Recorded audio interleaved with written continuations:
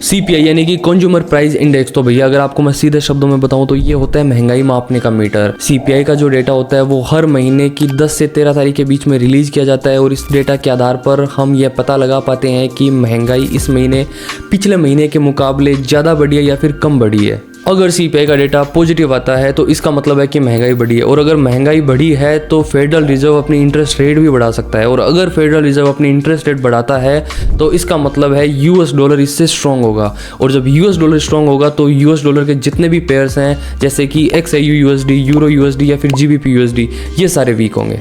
और अगर CPI का डेटा नेगेटिव आता है तो इसका मतलब है कि महंगाई कंट्रोल के अंदर है, महंगाई इतनी नहीं बढ़ी, तो फेडरल रिजर्व अपनी इंटरेस्ट रेट भी नहीं बढ़ा सकता, जिससे US डॉलर जो है वो स्ट्रॉन्ग नहीं होगा, वो वीक होगा। और जब US डॉलर वीक होगा तो US डॉलर के जितने भी पेयर्स हैं वो सारे के सारे स्ट्रॉन्ग या फिर बुलिश होंगे।